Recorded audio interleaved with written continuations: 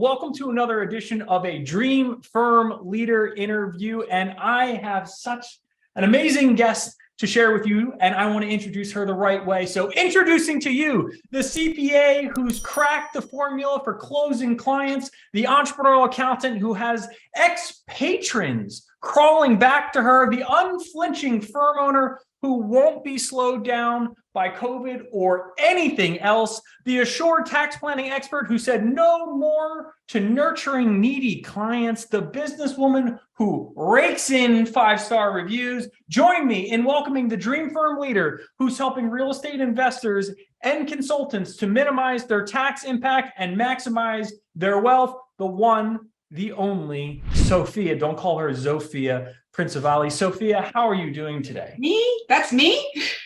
You sure this is not no one behind me? I'm doing well. Thank you, Tyler, for that introduction. That's pretty impressive. Thank you very much. Yeah, I mean, I know that imposter syndrome is something that a lot of people have struggled with and talked about, but that is definitively who you are. And again, thank you so much for deciding to do this interview and to just give people some context for who you are and why we should really trust you in this accounting space. Can you give us that long-term view? Like, how'd you get started in accounting? When did you get started with your firm? Just give us that base of understanding of your history.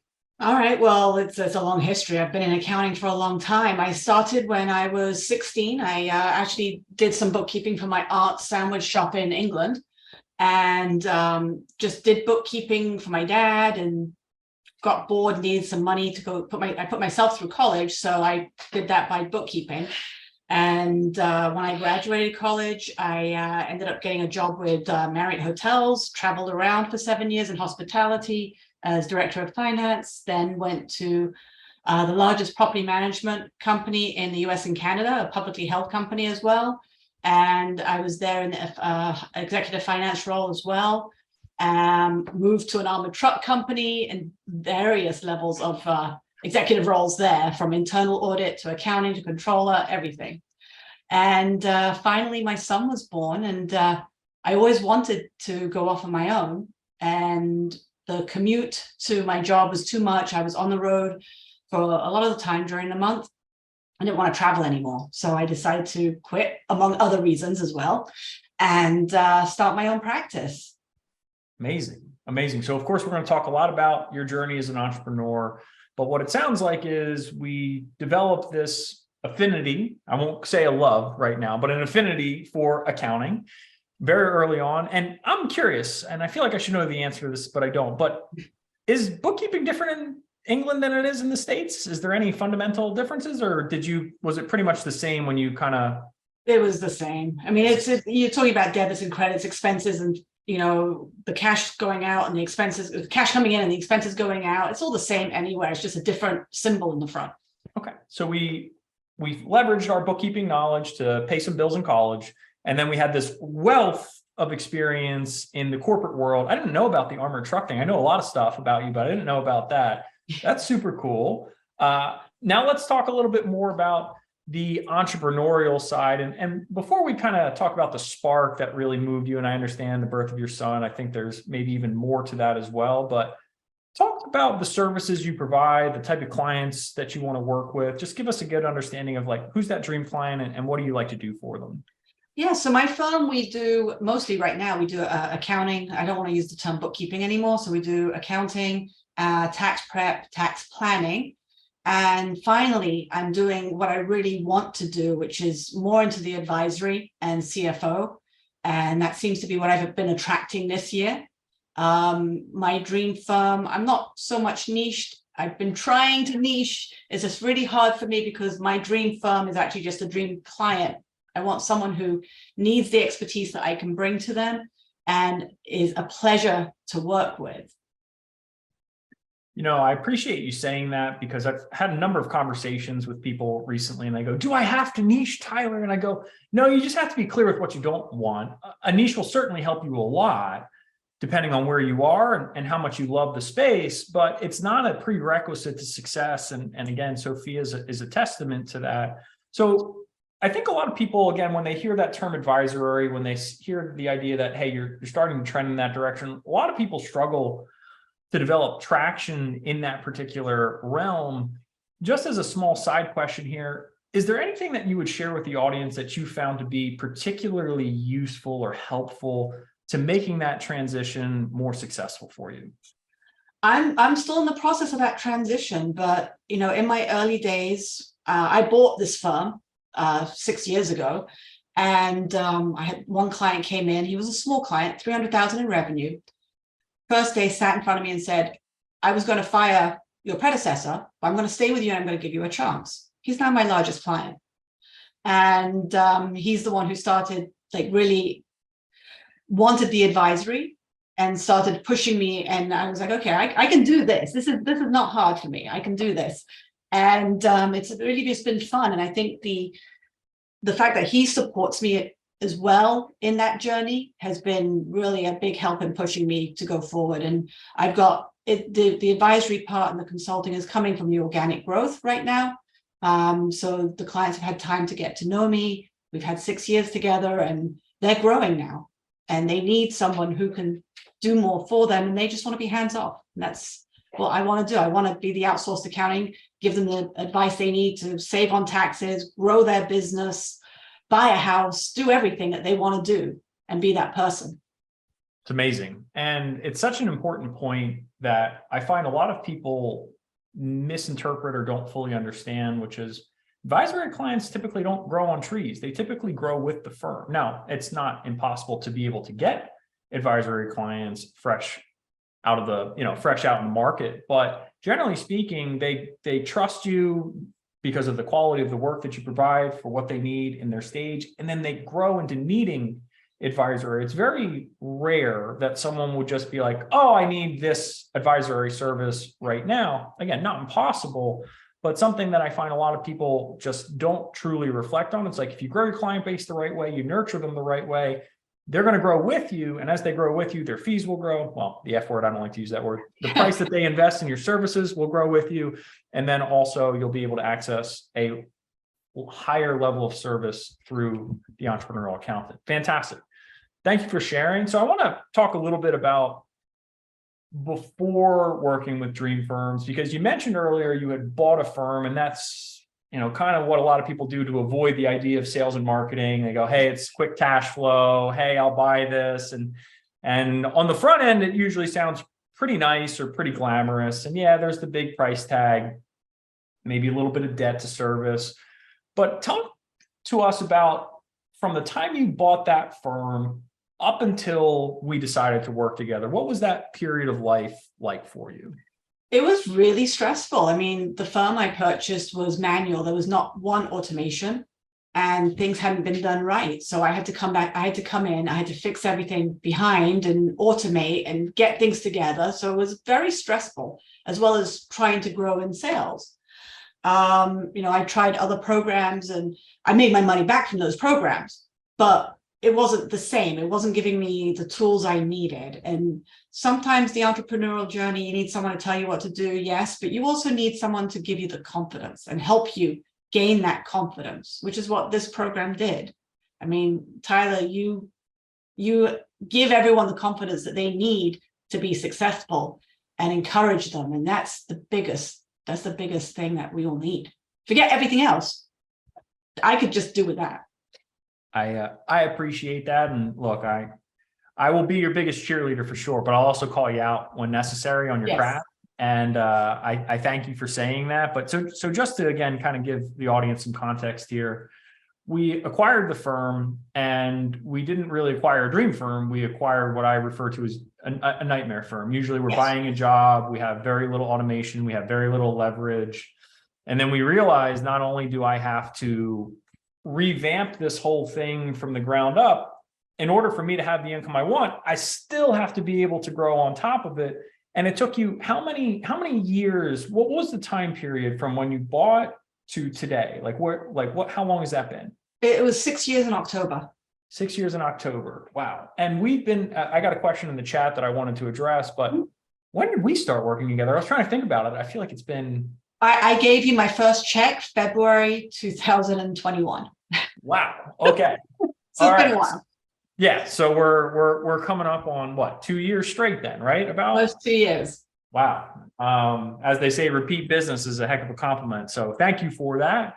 But I want to dig a little bit more into those problems you were experiencing. We've talked a little bit about, hey, just having confidence and having that self-prescribed cheerleader on your side. But what were some of the very specific issues you were dealing with before you started to work with us? Well, mindset was a big thing. That comes along with the confidence, I think, but being able to, I felt like I was alone in growing the firm. Even though I've had other coaches, I still felt alone. I've got a lot of colleagues out there, they're all experiencing the same issues, but nobody had figured it out and nobody was talking through it in the right manner. And we were just kind of just putting band-aids on stuff and just going after it. So, the imposter syndrome, like you said, that still is a big thing. I don't think anyone will ever get over that. It doesn't matter how much you know, there's always more to learn and more to know, and nobody's going to know it all. And I'm the one who wants to know it all. So I'm always learning and trying to get ahead. And I've changed that now. And I've changed that in my mindset where I know a lot. So I got to stop letting the fear rule what I'm doing and just move forward and say yes instead of no, because accountants are very good at saying no. I'm very good at it. So I've just started to say yes more often. My belief is that the accounting profession is the hardest working profession with the least to show for it.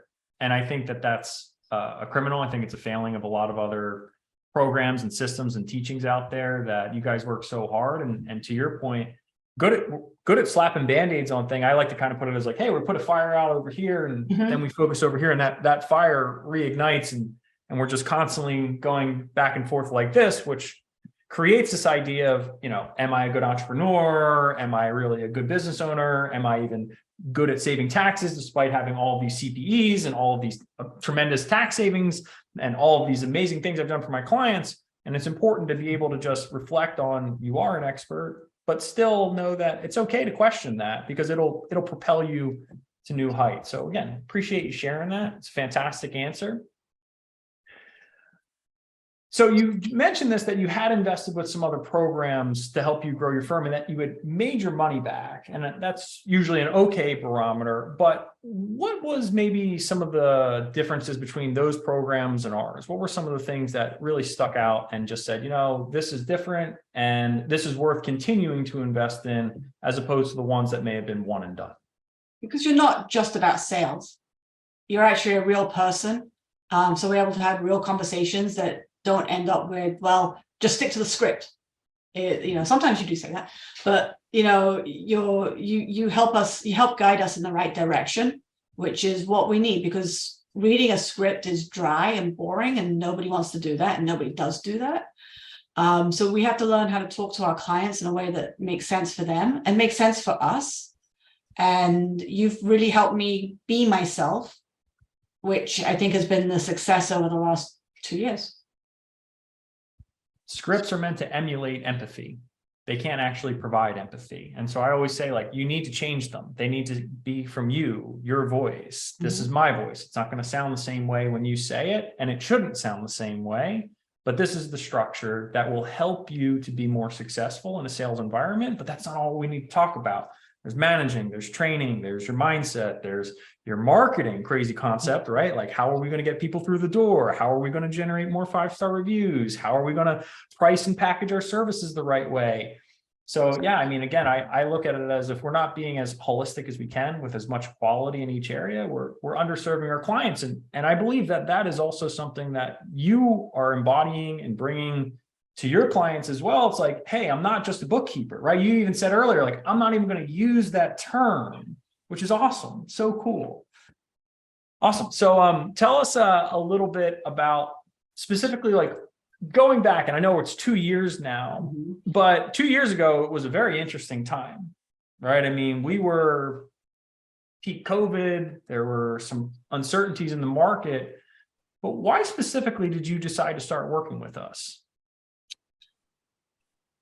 Because you've been in the industry and you understand it. You had a firm at one point, you had your father, so you've grown up in it. And that was the real reason, because you've seen it all. So with coming out of or going in the middle of the pandemic, being with someone who, even if you didn't see it all personally, you have someone behind you who's advising you on what that looks like. So that was the main reason, just that we needed someone has that network that's just not going after, here's a program for ERC credits, go after that now, go after this now. It was, just more, like I said, more real. You're just a real human being. So again, thank you for that. And what's fascinating is I feel like every time I open up LinkedIn, there's a new person who picked accounting out of a niche, or out of a hat for a niche. And they're like, I'm going to now teach you guys how to and it's like, you've never sold a tax return in your life.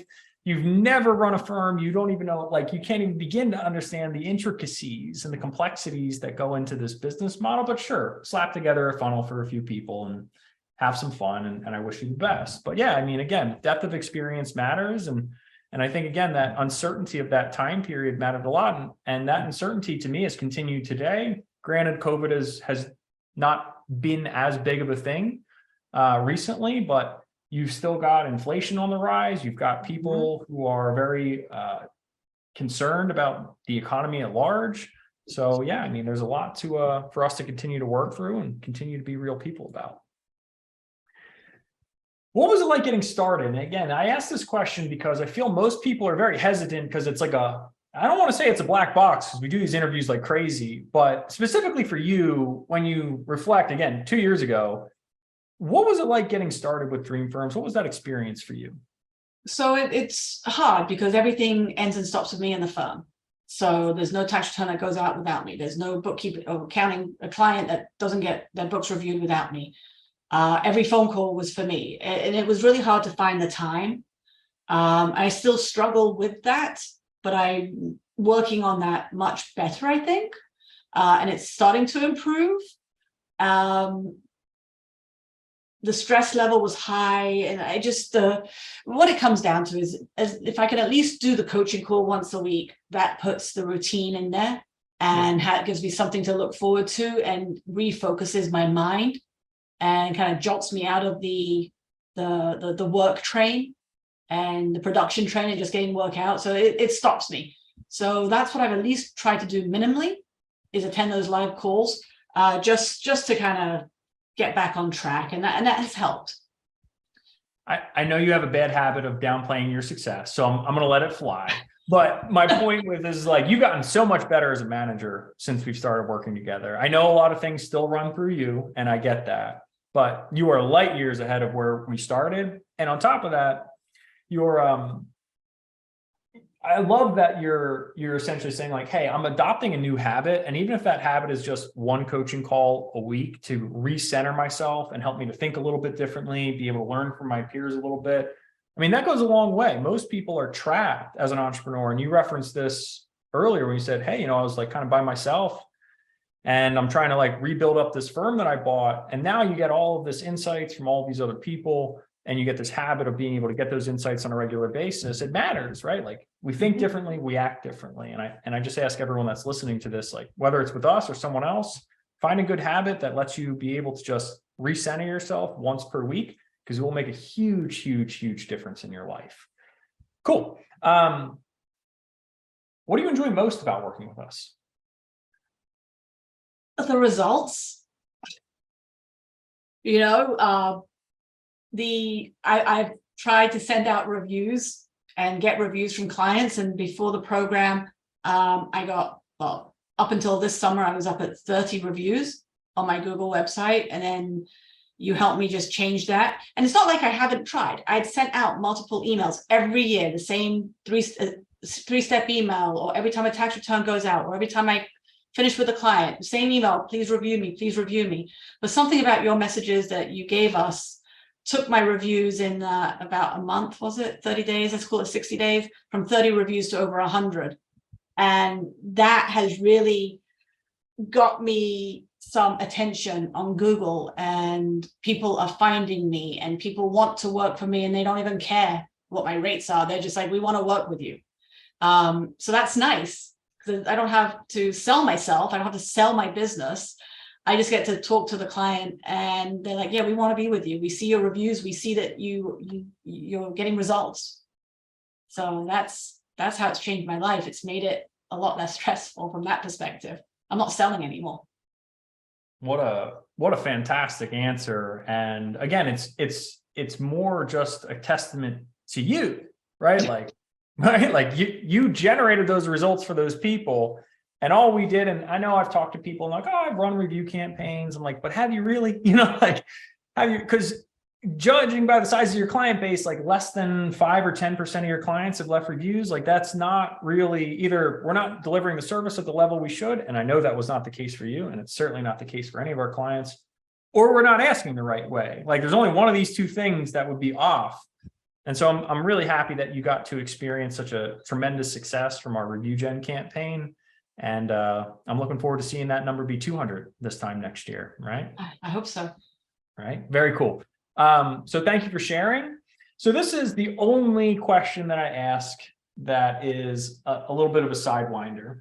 Okay. So I'm going to give you some time to think about it, but okay. I'm really excited to hear your answer.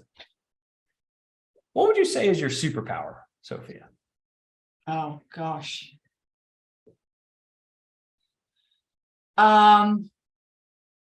My superpower, like in what I do in my work, I can look at a P&L in about 5-10 minutes and see everything wrong with it. I can look at a tax return and see what's missing. And it doesn't take me long to do it. So I guess that's my superpower. In other words, we have a wealth of expertise that lets us process information at a superhuman speed, correct? Yeah. Yeah. Very I mean, cool. I had someone tell me to use a tool, and we got that tool, and it does what I do. It does it in 30 seconds. So, but it's nice to know that I was thinking about things the right way and on the right track, and I look at it the right way. And, sometimes you just need that confidence boost again. But yeah, I enjoy that. I enjoy looking at a P&L with a client and being able to pull out everything that's wrong with it when they're right there with me. And it kind of, I know, it feels good.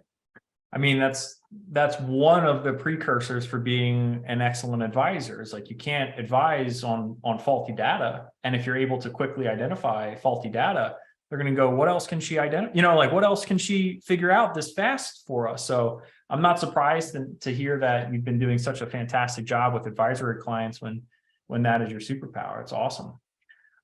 Cool. So this question, again, is not a question that I ever apply any form of pressure towards, because finances can be a sensitive subject. But if you're willing to share, how much have you added to your firm and in what time frame? So in the first year of being with the program, my firm was up 36% in revenue. That was 136,000. In the second year, I decided to fire quite a few underperformers. I had a few car accidents, and not my fault, and some medical issues to deal with. So I kind of put everything on hold. But so right now we're flat. But with that said, I've got a pipeline of over $300,000 of clients saying, yes, they want to work with me.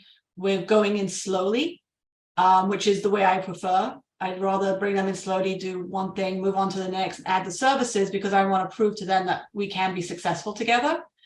But I've got about 3 engagement letters out right now that should be closed by the end of the month. And if that happens, 2023 is already up 25% to this year. Fantastic. Congratulations on that growth. And just to, again, kind of paraphrase this, 136 in year 1. Year 2, and again, this is actually a precursor for growth. And I want to, Sophia referred to it as flat. This is not flat. What this is a strategic changing of the guard. It's changing out the lower tier clients that don't value us, that were never really all that profitable to begin with, and then bringing them in. So if we trade out, and I don't know what the numbers are, but if we trade out 50 and then we are flat because we added 50, that's actually a significantly more profitable firm and a fantastic trade that sets you up to be able to attract a pipeline that's worth over $250,000 and be able to be excited about closing that and bringing that into your firm. So fantastic, Sophia. Congratulations. And thank you so much for sharing. What would you say to someone considering our services right now? You know, having you and a group of like-minded professionals in their corner is definitely going to help them grow, even if they think they know everything. You're more than a marketing program. You're more than sales training. You're more than all of that. And I don't think I realized that when I signed up for the program. I didn't realize everything. And I'll be honest, I think it took me a year before I was like, oh, wait a second. I was focused on the marketing and focusing on the sales and focusing on that part. And then once I kind of opened up my ears and really listened, I realized there was a lot more to it, which is why I stayed for a second year, because I missed out on a lot in that first year because I was so busy working. I didn't have time to go to the sales calls. I missed a lot of the coaching calls. And the second year, I've been much better about the coaching calls, not so much in the sales calls. And I think people must think I'm crazy because they drive up to me in my car and I'm having an argument with myself or talking to myself while watching those videos. So the replays of the videos have been great. And, you know, it's nice to listen to what everyone is doing and how they're growing. And it's not just another colleague that is just a tax and accounting firm. Everyone has different issues and everyone is going in different directions. And there is no typical firm anymore. And that's what's been really nice to hear that. And to know that I can make this my dream firm and have it be what I originally wanted it to be 6 years ago. I'm 6 years late, but it's going to go in that direction. And again, if we lose hope, it's a tough place. And I find that that's unfortunately where a lot of people are, is they've been doing the same things the same way because they don't have outside influence, whether it's other firm owners, whether it's someone like a coach like me that can kind of help show them that there's a different and a better path forward. And I find that to be really sad. And I'm really happy to know that that's something that we've been able to impart upon you. And just to, address the audience that's listening, Dream Firms does offer a lot. And sometimes it feels like you're missing out, right? Or it's like, I'm not doing everything I'm supposed to be doing, but it's a run your own race. If you're in need of that immediate shot in the arm of that marketing and that sales and being able to bring more revenue in the door, it's like, I expect you to focus on that intently before you worry about hiring and training and managing and delegating. Like, that is the number one problem that's facing your firm. But guess what?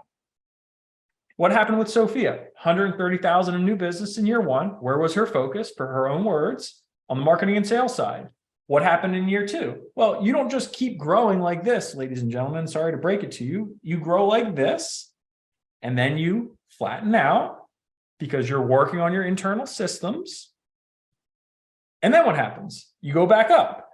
And so again, it's like, wherever you are in your growth cycle, whether you're like this or whether you're like this, we're going to help you get out of this cycle faster. And we're going to make this angle much sharper when you are working with us. So again, much appreciated on that answer.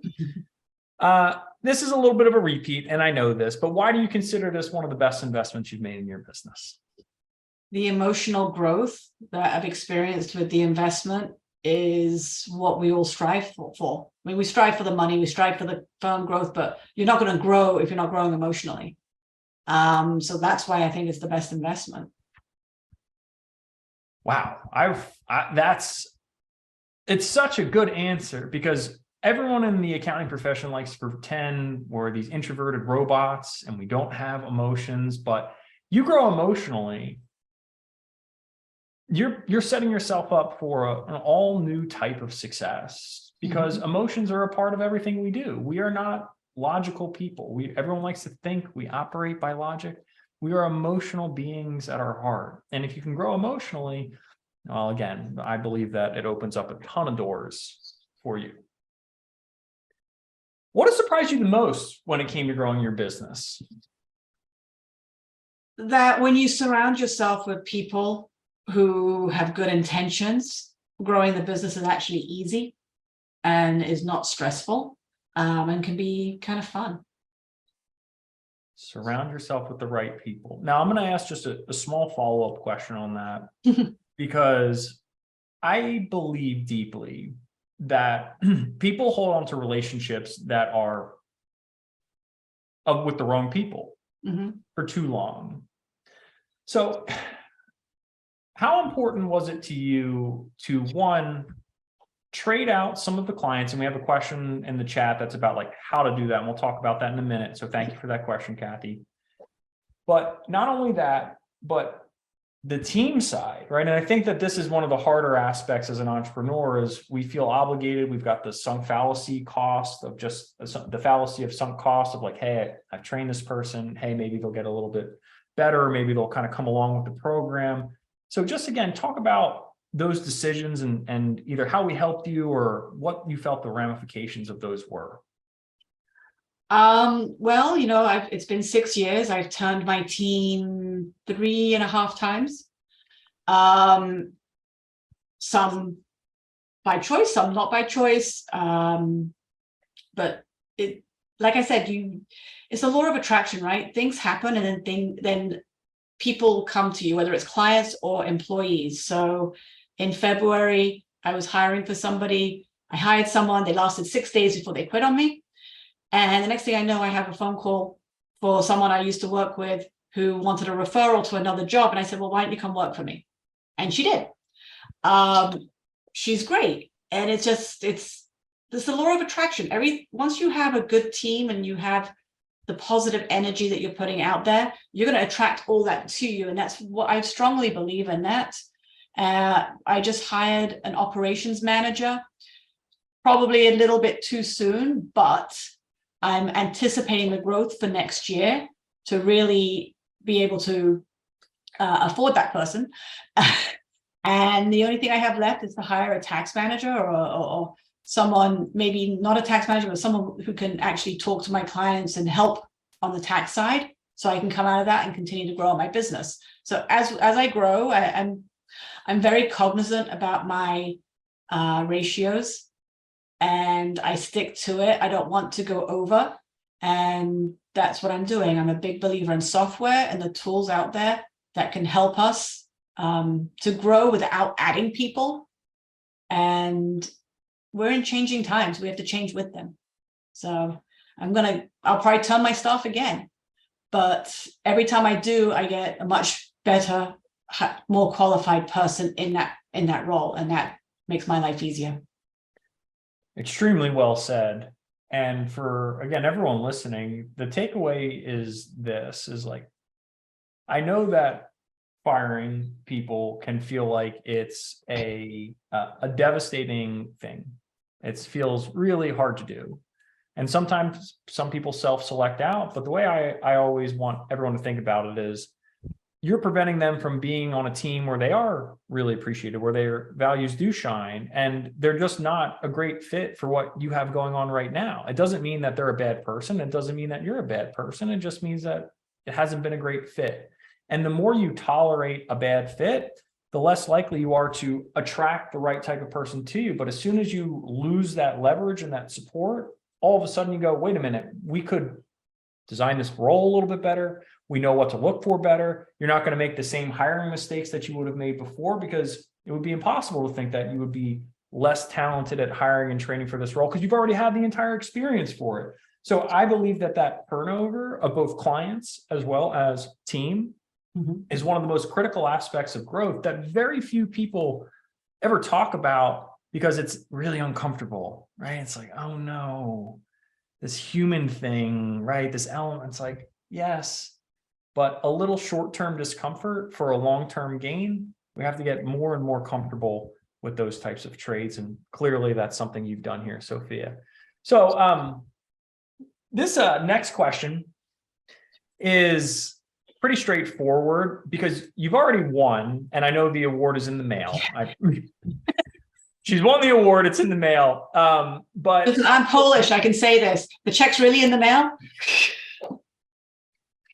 Yes, I promise. It's really in the mail, or it will be in the mail very soon if it's not already. It's just at the production facility, I promise. Regardless, you've already won the award, but hey, 2-time award winner. It's safe to say that how close are you to winning the next one? Is this within the next like I think for you, it's like in the next 30 days, but It's going to be in the next 30 days. Yeah. that's, Does that mean I get two? that means you get two. You get one for 2021 and one for 2022 or 2023, depending on whatever the 12-month rolling period is. And for people who are like, what is the 100K award?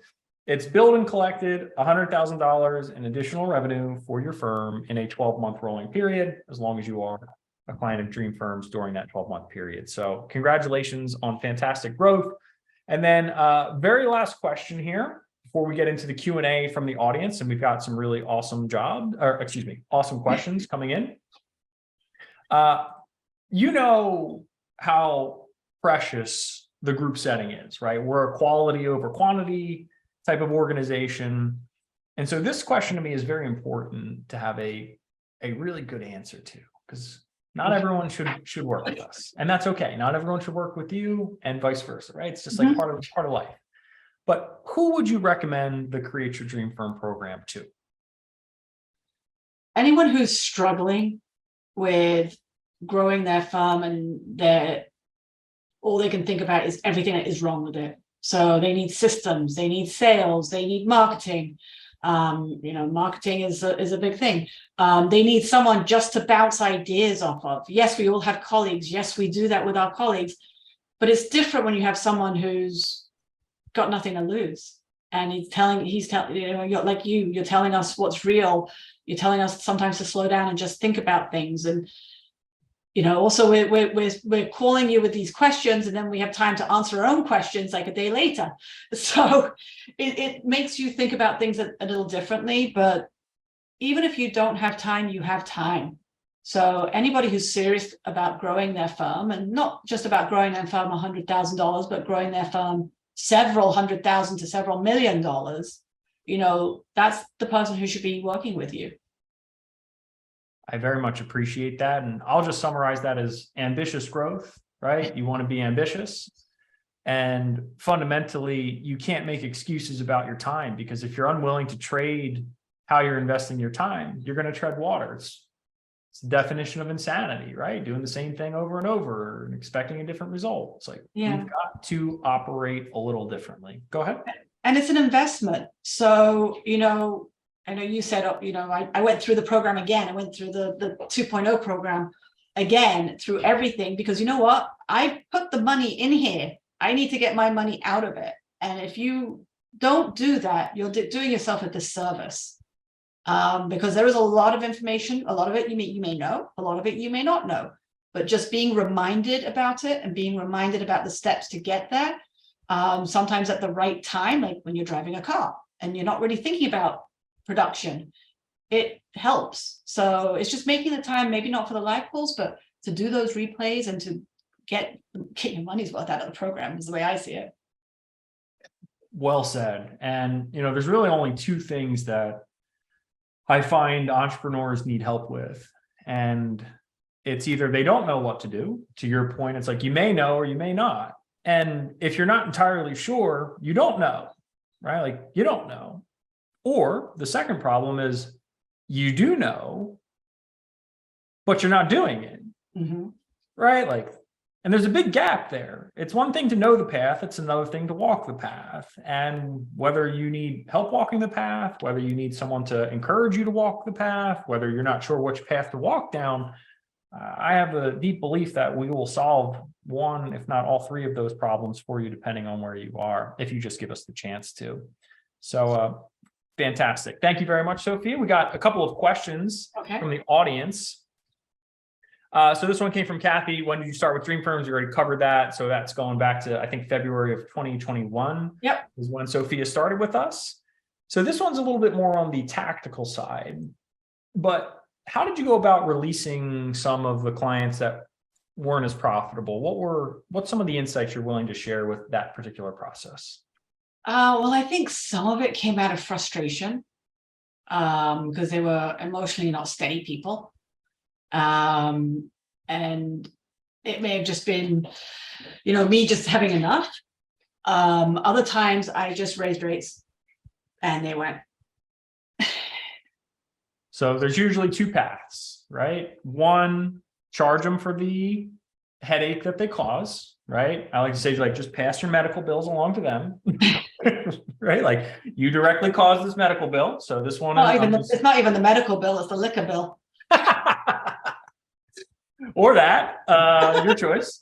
Or, right, like, sometimes you got to have for lack of a better expression, that come to Jesus moment. And sometimes a client that is a problem client can quickly be aligned into a client that can be producing and can be a really nice client, but sometimes they can't.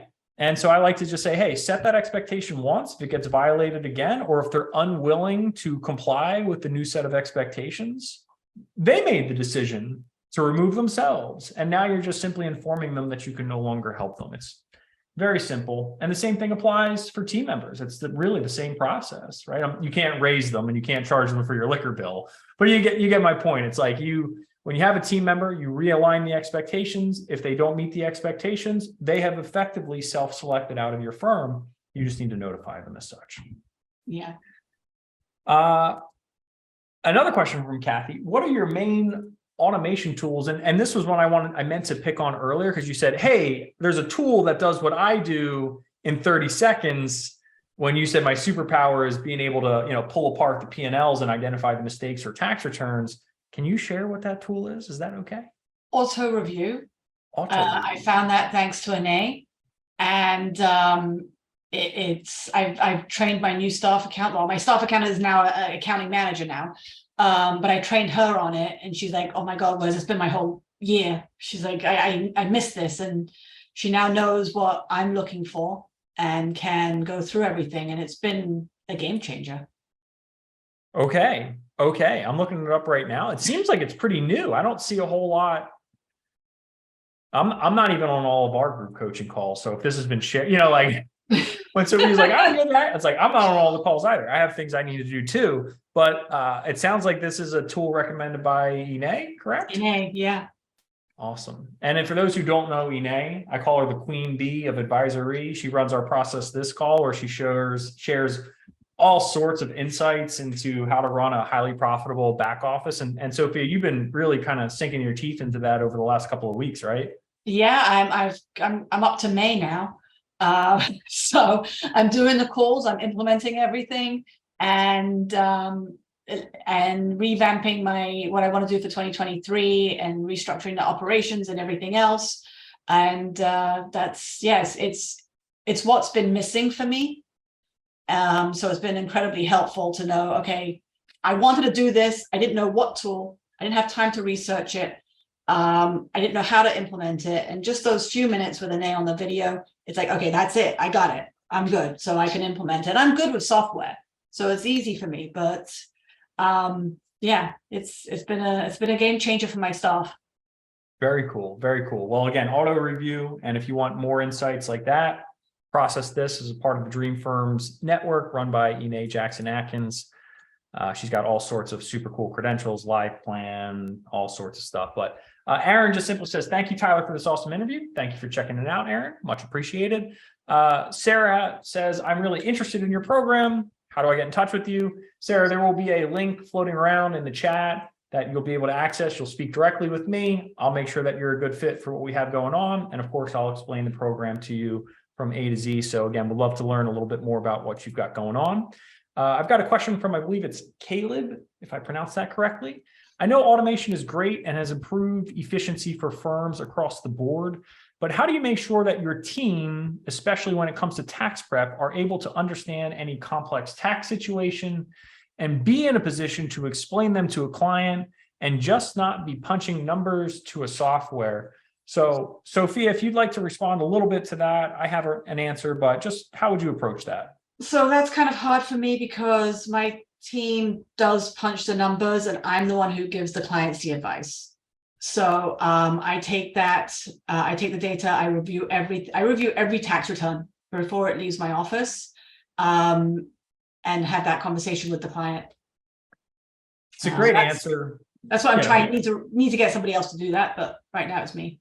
Yeah, again, to me, it's a great answer because depending on where you are in your firm and your journey, you may not necessarily have invested the time into training someone to be a tax advisor inside of your firm, or you may not necessarily have the revenue numbers to go to the talent pool and then bring in a tax advisor, right? I like to think of this as really two separate roles.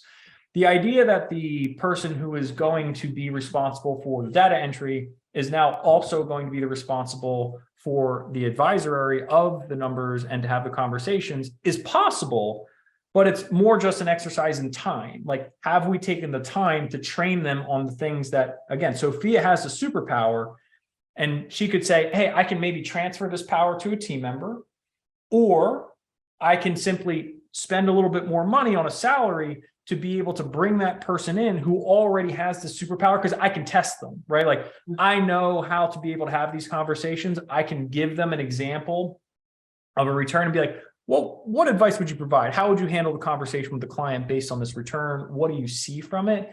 And again, she knows the answers. And if those answers align, that's someone we should hire and bring in for that specific role.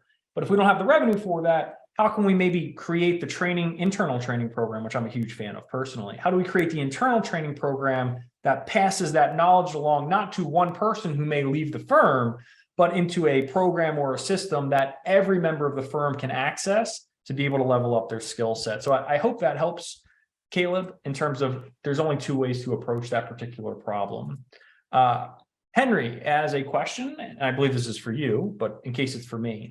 Henry, do you work with clients nationally or locally? I'm international, Henry. I'm in France, so I work internationally, but I only work with people in North America.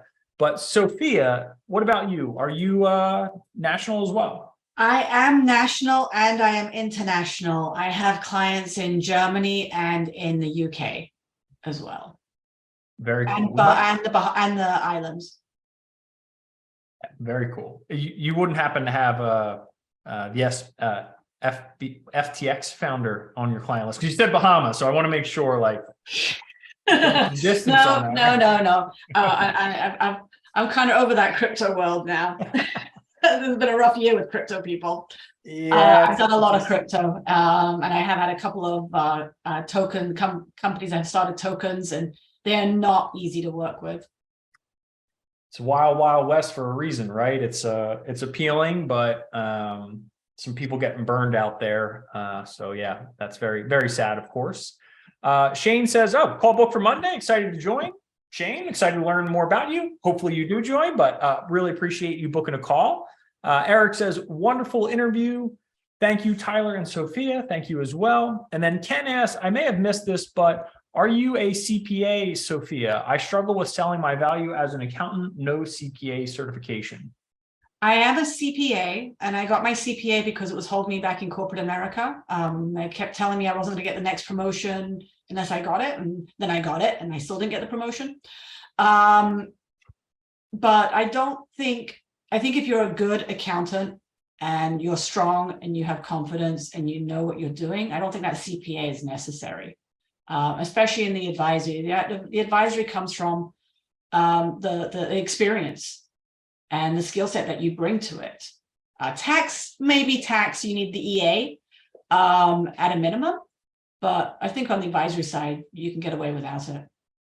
Yeah, and I'm going to echo exactly what Sophia said, which is, look, CPA is still going to be the most widely recognized set of credentials in the market for accounting services. But at the same time, as long as you can communicate clearly with a prospective client about your experience in the space, I find that they don't necessarily care all that much about the alphabet of letters that come after a person's name. It's, do you understand the situation? Are you willing to listen? Do you have the track record of success?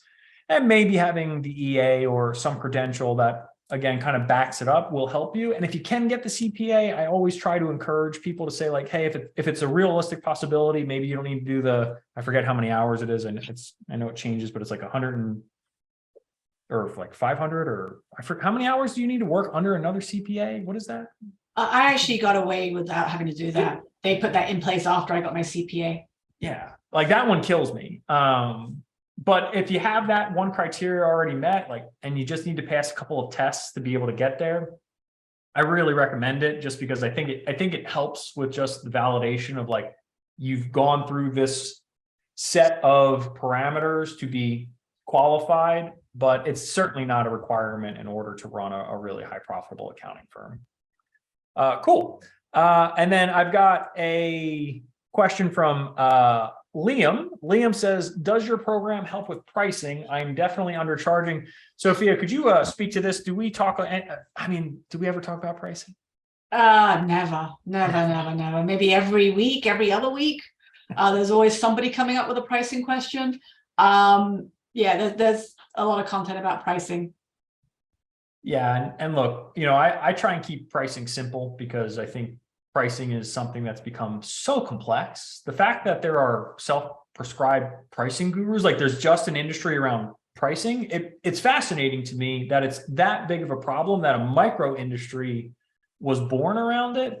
But the bottom line is that you just need to stay away from hourly as much as possible, and literally to the point where it's like only special projects and only at a premium rate. Everything else after that has to be a combination of value slash flat monthly billing or weekly billing, depending on how advanced you are with your pricing strategies. But again, those are my takeaways. I've got a YouTube video that talks about that in more detail. So if you want to kind of check that out, feel free to just look up pricing accounting services, and you should see a video from me, Ken, or Liam, excuse me. Kate, it's my mom's name. Kate, you on this webinar? What's the biggest change you made as a part of Tyler's program? Been eyeing it for a little while now and about to pull the trigger. The biggest change, I think it's just the stress level going away. Because once you get rid of that, because everyone's suffering with that stress, and how do you get the client? How do you know, are you undercharging? Are you overcharging? And just like letting go of that is probably the biggest change, and taking that away from my business is good. It still comes back every now and then, but I think that's the biggest change, and it's given me the confidence, because that stress was that little voice right there that was bringing me down all the time. So that's gone. I'm so happy you brought up the term stress, and I'm so happy to know that that's how you feel. But there's a friend of mine, and his mother is one of the foremost experts in stress. She's a psychologist, and she's basically, like, I won't say world renowned, but she's well known in the category. And her last name is Stoner, so we called her Mama Stoner. So that was always a fun little joke when we were growing up, of course. And the reason I bring her up is before I became more successful at dream firms in the beginning, right? And in the beginning, I would argue that's when your stress will always be the highest, because you're trying to figure so many things out. You've got so much pressure you're putting on yourself to be successful. And so I'm sitting down with her right after basically like Thanksgiving weekend. And I said, Mama Stoner, I said, can you help me? Because I'm really stressed out and I don't know what to do. And I feel like I'm like kind of on the edge. And she said to me, well, Tyler, part of the reason that you feel that way is that people treat stress like it's the enemy. And that if we just eradicated it entirely, we would be totally happy with our lives. And she followed that up with, stress is an indicator. And if you pay attention to what is creating the stress, if you use it as an indicator for things that you'd like to change or improve in your life, as opposed to simply viewing it as stressed, you will change your life for the better.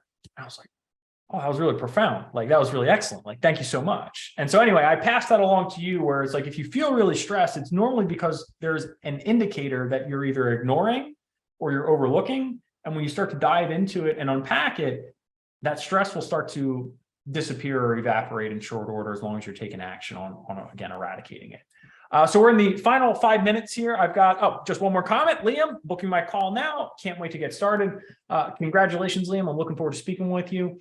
But before we part ways here, Sophia, is there any other pieces of wisdom, knowledge, anything at all that you'd like to say to our audience before we say goodnight? If you've been on the fence, and I think I was watching Tyler for several months before I pulled the trigger.